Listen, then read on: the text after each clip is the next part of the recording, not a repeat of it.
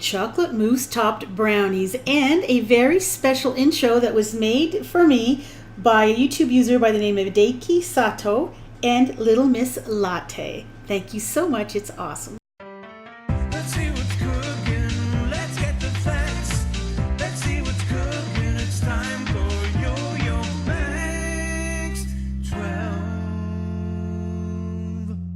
Hello everyone. Starting off with the brownie part. That's a cup of sugar, 2 eggs, and just blend those together until it gets nice and thick and the color changes. It becomes kind of a light yellow.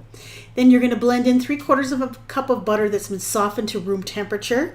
Blend that in, and then add in 1/2 cup of all-purpose flour, 1/4 cup of milk, a teaspoon of baking powder, and an interesting ingredient for brownies, 1/3 of a cup of almond powder, followed by 1/4 cup of cocoa powder, and blend that until you get a nice, thick, lovely looking batter. And to make it even better, add in 4 ounces of semi-sweet chocolate that's been melted and cooled slightly.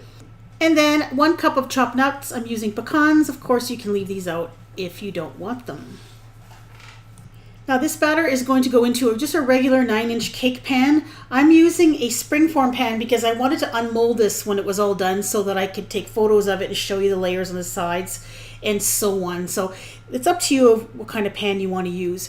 Then you're going to bake the brownies at 350 degrees for about 35 to 45 minutes until when you stick a toothpick in it, it comes out fairly clean or just a few moist crumbs.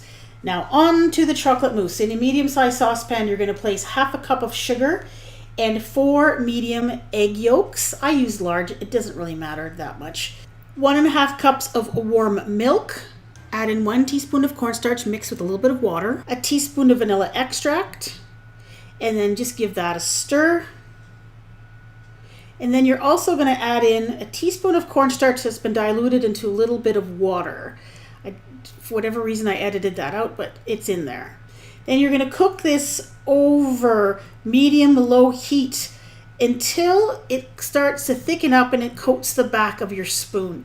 You do not want this to come to a boil. You don't want it to curdle. So as you can see, when you put your wooden spoon through it, it thickens up a bit, and then it looks like there's some of it that stays behind on the spoon when you lift it out. That's when you know it's ready. And you're going to take it off the bowl. You'll place 1/4 cup of cold water, and then you'll add 2 envelopes of unflavoured gelatin on top of that. Let it sit until it kind of absorbs into the water. And then you're going to put this into another larger bowl, to which you'll add 1/2 cup of boiling water, and just whisk that or stir it until the gelatin is dissolved into the water, completely dissolved. Then pour that back into the mixture that you just cooked on the stove, and also add in 12 ounces of melted semi-sweet chocolate, and just give that a stir and keep stirring until it's nice and smooth. And this stuff, you could probably stick a straw in it and drink it. It just looks so good. Then put this in the fridge to chill until it starts to set up. Now if you're filming it, forget to turn the camera on and do not show your viewers that you whipped up 1 cup of whipping cream. There it is, 1 cup of whipping cream whipped.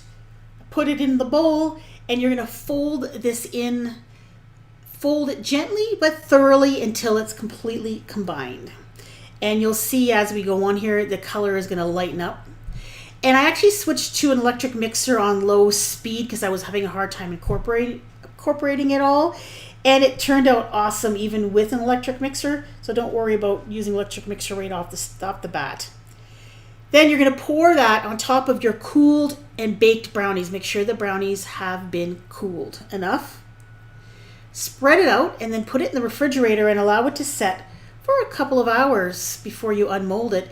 And there it is. It looks very impressive. I threw some sliced strawberries on top just to give it a little pretty garnish. And you can serve it with strawberries or other kinds of fruit.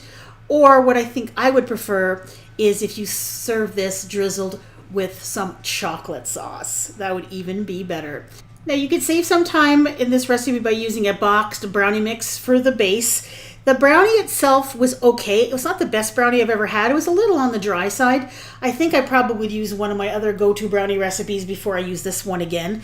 But chocolate mousse I'd never made before, and it is really delicious. So you have a nice creamy fluffy chocolate mousse on top and then a nice brownie on the bottom.